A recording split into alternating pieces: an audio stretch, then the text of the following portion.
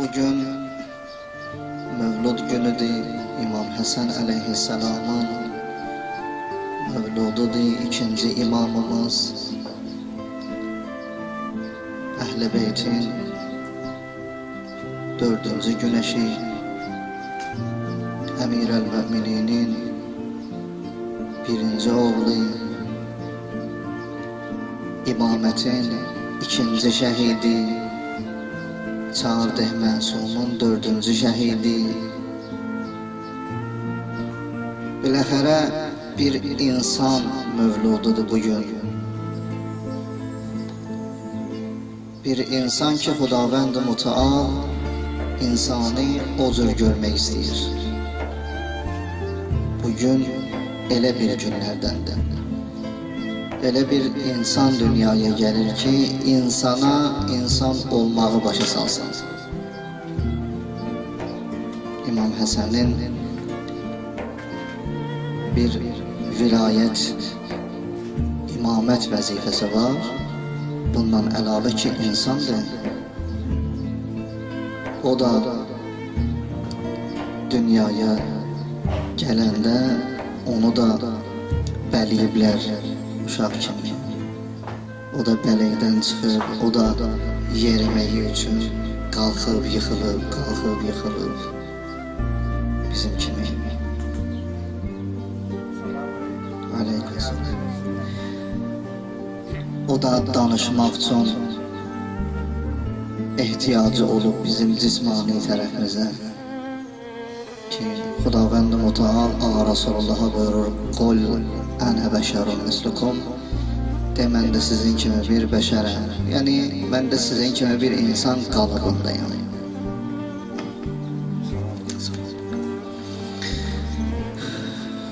Amma İmam Hasan aleyhisselam bu böyüdükçe zahiri maddi cismi görsənməyən qəlbini bir başqa cür böyüttü.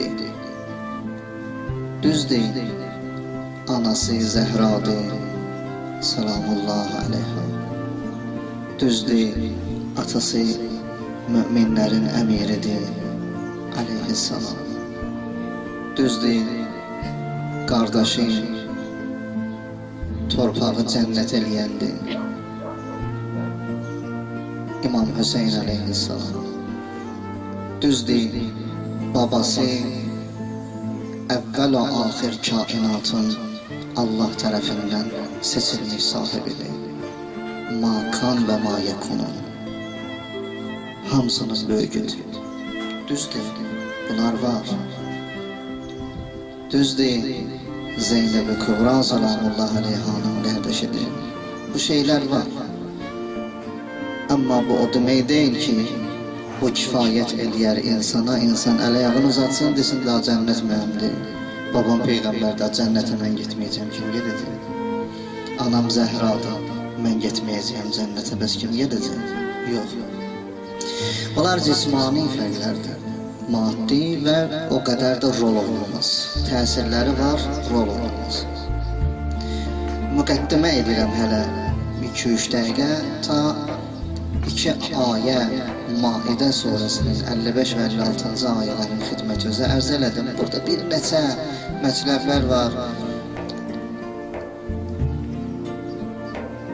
Ey kaş bir gün ola, İmam Hasan aleyhisselam özü ola, gələ otura, biz də diz vuraq qabağında və ağa deyə bu ayələrdən biz də qulaq asaq.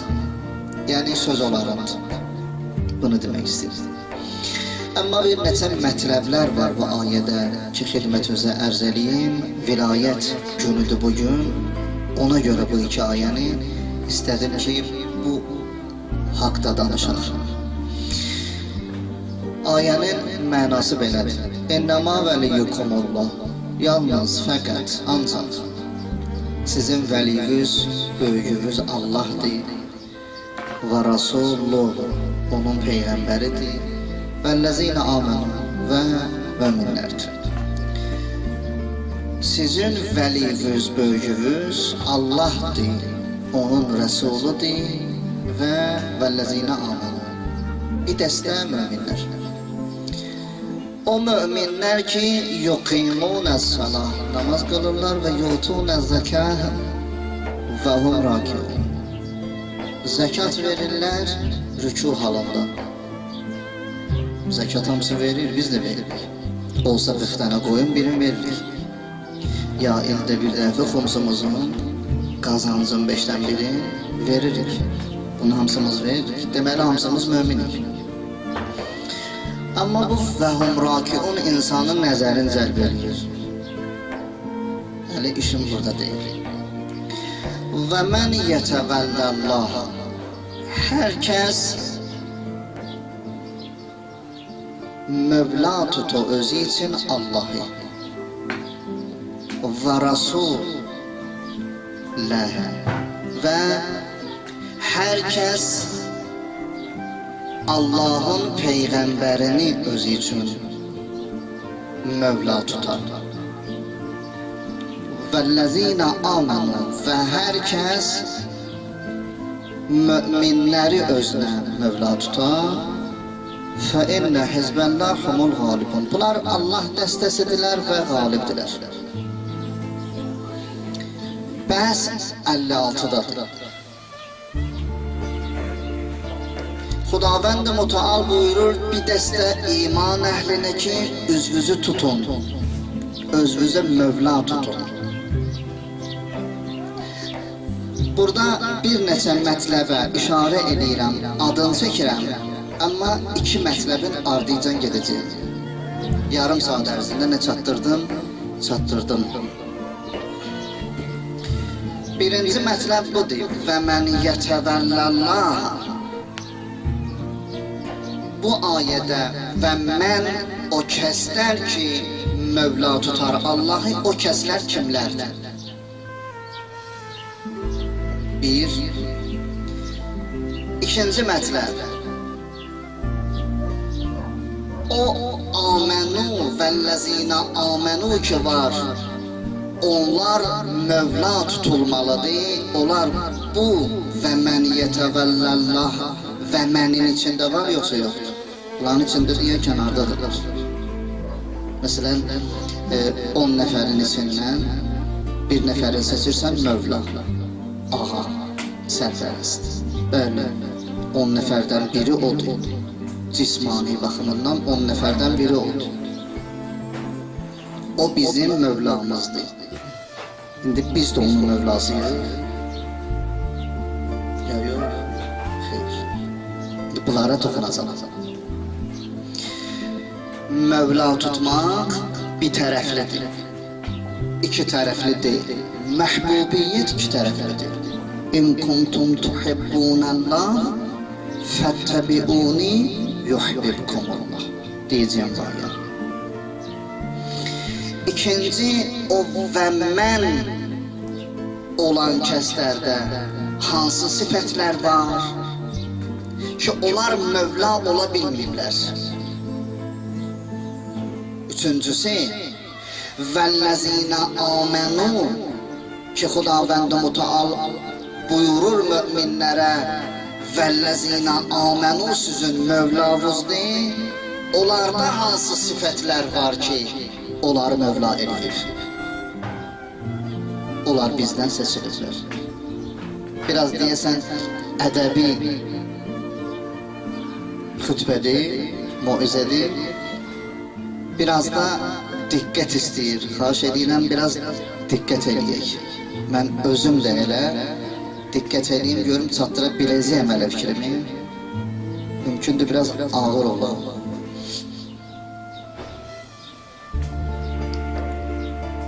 Pəs Mövla olanlarda hansı sifətlər var ki, onlar Mövla olublar? Bunlardan seçiliblər.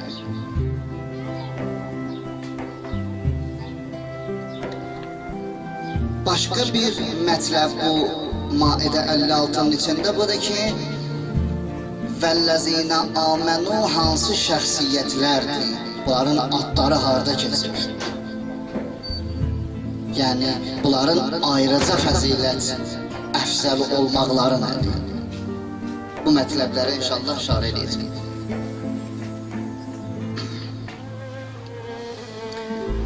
Onlar ki Xudavənd Mütəal buyurur və mən yetəvəlləllah, o və mən olanlar, onlar ki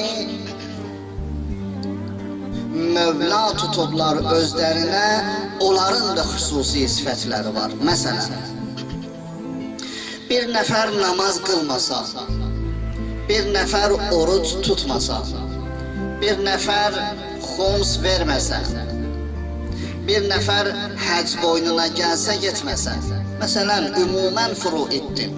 Bir nəfər bu əməlləri yerinə yetirməsə, Allah deyən kimi yerinə yetirməsə, mümin sayılar sayılmaz. Mümin o insandır ki, boynunda olan təklifi yerinə yetirsin.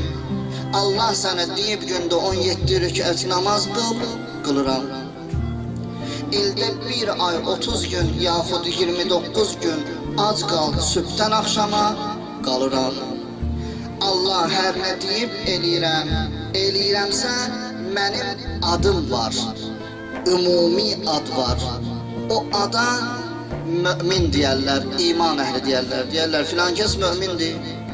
Mümindir mənası budur ki, Allah nə deyib eləyib, bu mümindir. Mümin oldunuz, qutardınız. Ənkəbut surəsinin əvvəlində Xudavənd Mütəal buyurur ki, xeyr, qurtarmadınız, hələ indi başlayır. Hələ indi başlayır. Baxın surənin əvvəlinə, buyurur Xudavənd Mütəal ki, siz gittiniz, bizi iman götürmüşük. Elə bilirsiniz, biz sizi tərk edib gedəcəyik. Sizinlə daha işimiz yoxdur. Sizi imtihana çəkməyəcəyik. Xeyr, siz imtihan olmayacaqsınız. Hələ indi gərsiniz imtihana. Bir nəfər gəlir, qapına döyür. İmtihan verməlidir. Məsələn, qabaq şahid də imtihanlar. Qapına döyürdü, açırdı qapını. 4-5 dənə müəllim oturub, o gəlib şifahi bilet çıxacaq, 15 dəqiqə hazırlaşacaq. Cavab verəcək, hələ qapıdan içəri girəndə deyərlər ki, dərsi oxumusan. Birinci bunu soruşarlar, namaz qılansan? Bəli. İndi gəl imtihana. Namaz qılansan, gəl imtihana. Yox, namaz qılmıram. Müəllim, dərsi öyrənməmişəm. Get, payız imtihanına gələrsən. Kesildi. Payız imtihanı da budur ki, 45 gün, 50 gün vaxtın var. Ged hazırlaş. Yəni, atacaqlar səni cəhənnəmə, 45 gün orada hazırlaşacaqsan, cənnətə layiq olasan. Sonra amnistə düşəsən, əff olasan, gələsən cənnətə. Bu tərəf nə işimiz yoxdur. Hərdən bu tərəfə keçirəm ki, bir təbəssüm olsun, beynimiz biraz rahatlansın, sözümü deyə biləlim. O ki mənə lazımdır, 40 dəqiqə danışacağam, 45 dəqiqə məsələn danışacağam, 10 dəqiqə mənə lazımdır. Görüm hələ o 10 dəqiqəni çatdıra bilməm. Pəs iman əhli seçildi. İman əhlinin içindən Xudavənd Mütəal bir neçə nəfəri seçdi. Allah baxdı insanların hamısının ağlına. Biz özümüz də beləyik ya, məsələn əyləşmişik burada, məsəl üçün, baxırıq ki 5 nəfər burada Qur'an oxuyan var. Məclis də başlamalıdır, gərək bir nəfər Qur'an oxusun. Baxırıq 5 nəfər Qur'an oxuyan var, görürük 2 nəfər o 5 nəfərin içindən daha yaxşı oxuyandır. Qalırıq o 2 nəfərin arasında, deyirik o 2 nəfərdən biri sesi də gözəldir, oxumağı da gözəldir. Seçirik, gəlir Qur'an oxuyur, feyziyyab olur. Belədir də, elə biz də belə eləyirik. Xudavənd Mütəal baxdı iman əhlinə, başladı ağılları çəkdi. Görək burada hansı ağıl bütün ağılların hamısını cəm eləyə bilər. Burada hansı vücudda olan ağıl o birisi ağılların hamısını vəhdət halına sala bilər. Dalıcan çəkə bilər. Aparıb Allahın qapısını döyüb Allaha təhvil verə bilər. Hansı ağıldır o? Hansı cisimdədir o ağıl ki onun gücü var, bu yolu gedə bilər? Peyğəmbərin işi budur, imamın işi budur, vəzifəsi budur. ki girə bir evlərə baxar. Ev deyəndə bu evi demirəm girə evə. Bu evi girə ürək, qəlb evinə bir hamımızın içinə girə, baxa 3-5 nəfər kim var hamısını götürə əlindən, işarə verə, deyə gəl gedək. Çəkə dalaycan, gedə ta o yerə qədər aparacaq ki, Allahın qapısına döyəcək, bıraxacaq içəri. İn qədər dərbi zənən inxanəra, ta bebinəm ruy sahibxanəra. Bu qədər mən qapını döyürəm, sahibxanənin üzün görmək içindir. Bizim bu oturmaqlarımız var ha, niyə oturmuşuq burada? Sən bir dənə fikirləş. Səxavət. 30 kilometr yol gəlmişsən, niyə gəlmişsən buna? Nədir mənası? Möminlər, siz hər övrüz bir evdən, ham buradadır da 500 metr o yana, 300 metr o yana, 100 metr bu yana, hamımız cəm olmuşuq bura. Məqsəd nədir? İndi bu dəqiqə sən evdə olsaydın, qəşəng şeylər var idi televizorda, elə hamısı baxır ona. 6 milyardan hamısı baxır. Sən də baxardın. Niyə o vaxtı ayırdın, gəldin bura? Nə mənası var bu açıq havada, bu xərçəyin üstündə, bayırda, biraz da əziyyətlə oturmaq elə? Niyə gəlmişəm bura? Məqsəd nədir? Bir anlıq insan düşünər, mən niyə gəlmişəm bura? Məqsədin nədir bura gəlməkdə? Gəlmişəm ki, əl uzadıblar. Əlimi o ələn verin, əlimi o əlin üstünə qoyun. Gəlmişəm o əldən tutun ki, bir gün olacaq milyardlarla insanların əli o əldən üzüləcək, mənim əlim üzülməsin. Mən tanıyıram möminlərdən biri dərs oxumağa gelmişdi, yaşı da az idi elə. O da o birsilər kimi, məsələn, 19, 18, 20, 21 belə yaşındaydı. O da istəyirdi məsələn karuselə binsin, fırlansın. O da istəyirdi məsələn parka getsin, dincəlsin. Hər dəfə dostları gedəndə parka, karuselə binməyə və s. ayda bir dəfə, 2 dəfə də biraz təfrih olsun, dincəlsinlər. Gedəndə deyərdilər, gəl sən də gedək bizimlə. Deyir, yo, mən hələ qoy oxuyum, elm alım, qaytaram vətənə qaydandan sonra o qədər karuselə binmək var ki, yeminərəm. O vaxt gəldi bura ki, da yaşı da keçdi, karuselə minmək vaxtı keçdi. İtirdi bu. Yox, itirmədi, bu tapdı. Karuseldə fırlananlar nə oldu?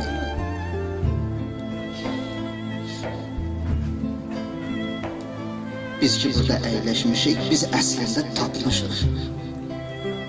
Neyi? Qapının səmtin. Amma hələ qapının özün yox. Mən qapının özünü hələ tapmamışam. Qapının səmtin tapmışam. Böyük şeydir insan dünyada bir ömür yaşayan, qapının səmtin tapar. Belə qapının səmti ha tərəfdədir. Böyük şeydir. Fərq var o insandan ki, tanıya, məsələn, Hacı Coşqungilin qapısını tanıya, girə zirəyə, o adamla ki, tanımaya girə zirəyə. Bunların ikisinin arasında fərq var. Bu məhəlləni tanıyanla tanımayan arasında fərq var.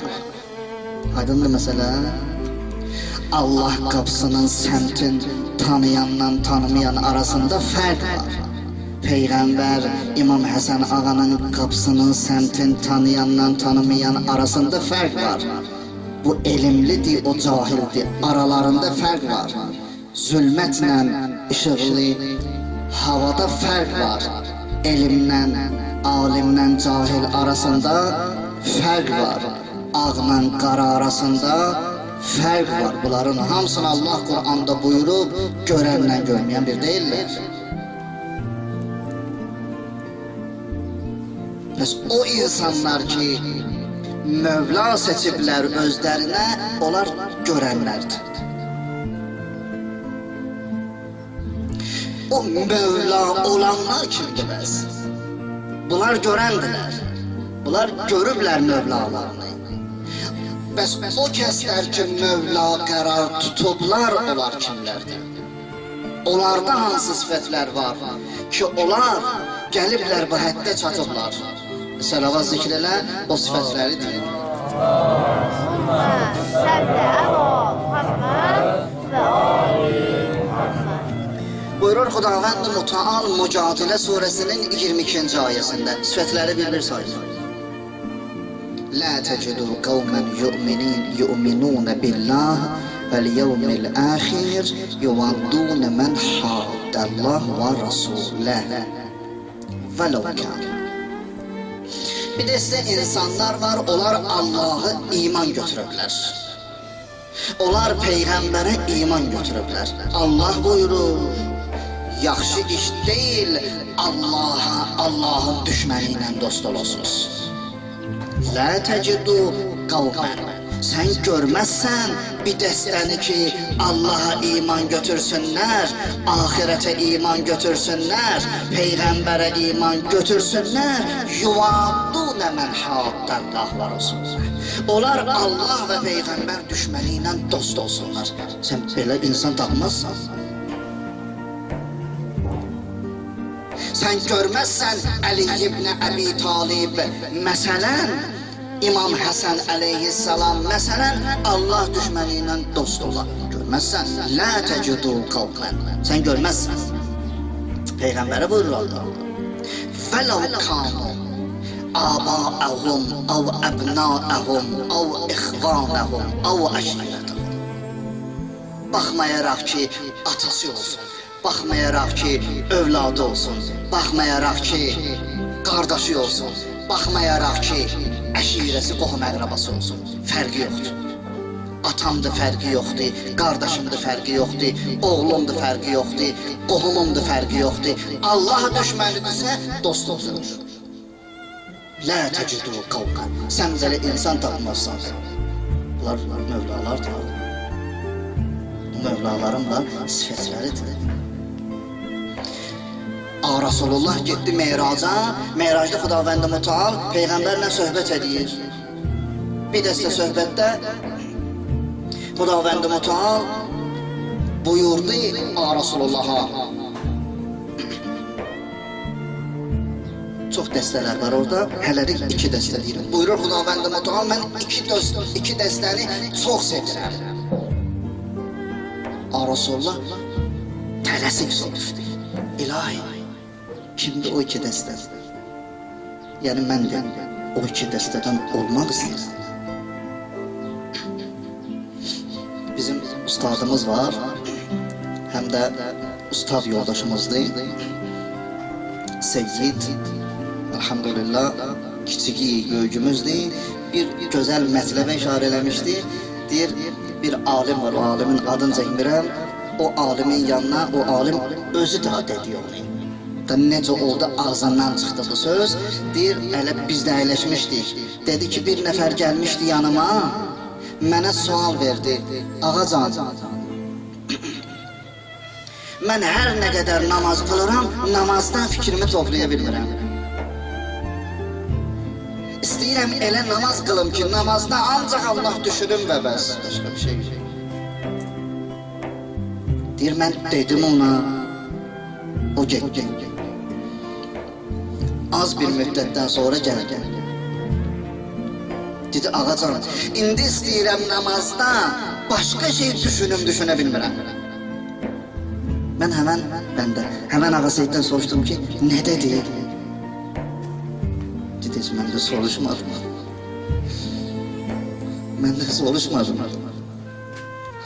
Rasulullah'a Xudavənd Müteal buyurur, ey mənim Rəsulum, 2 dəstə var, mən onları çox yuxarı aparacağam. Rasulullah tələsik soruşdu, ya Resulullah kimdir ola? Buyurdu, o kəslərdilər ki, onlar mənə görə sevirlər. O kəslərdir, onlar mənə görə qəzəblərlər. Onlar mənə görə edirlər. Qəzəb var mənə görə. Məhəbbət var mənə görə. Fərqi yoxdur mənim oğlumdur, oğluma görə sevirəm. Yox, Allah deyir, sevirəm. Fərqi yoxdur, bir an gələr, indi qəmli, notda olsa eybi yox. ərz eləyim. İmam Hüseyin əleyhissalamlandı məhramayında ustadlar buyurublar bizlərə eşitmişik ki, orada deyir İbrahim əleyhissalam Ağrasullahın oğlu, Ağrasullahın dizinin üstündeydi. İmam Hüseyin ağa da başqa dizinin üstündeydi. İmam Hüseyin ağa nəvədir, İbrahim oğludur, birbaşa oğludur. İkisi də əyləşib Ağrasullahın dizinin üstündə. Cəbrail əleyhissalam nazil oldu. Allah salam, salamdan sonra Xudavənd Mütəal buyurur. Buyurur ki, ikisindən biri getməlidir. Hansıdır? Seçim özünədir. Deyir ilahi, ikisindən biri getməlidirsə oğlumu yaparır. Fərqi yoxdur. Orada İmam Hüseyin əleyhissalama mətləb bu işarədir ki, Hüseyin can, mən səni nəvəm olduğun üçün istəmirəm ha. Mən səni Allah sevdiyi üçün istəyirəm. Mənə Allah əmr eləyir, Hüseyni çox istər. Ona görə mən səni çox istəyirəm. Mənə Allah əmr eləyib Həsəni çox istər. Ona görə çox istəyirəm. O dəstəyə bax, həmən iman dəstəsidir ya. Və mən yətəvəlləlləhdə olan o mənim içindəkilərdir. Gəldilər bir dəstədən soruşdular. Əmir-əl-Müminin Əli əleyhissalama işarə. Aravuz necədir əlinlə? Dedilər, and olsun Allahın izzətinə. Əgər Əli ibn Əbi Talib qılıncın kəsən tərəfi ilə burnumuzun üstünə vursa, qayıdıb demərik niyə vurdum. Diqqət edirsən, qılıncın kəsən yeri ilə insanda da burun biraz ağır yerdir də. Knockout oradandır da. Deyir, burnumuzun üstündən qılıncın kəsən yeri ilə vursa, qayıdıb demərik Əli ibn Əbi Talibə niyə vurdun? Soruşdular, niyə soruşmursuz ki? Deyir, onu Allah Əmir-əl-Müminin qərar verib, vurursa Allah deyib vur.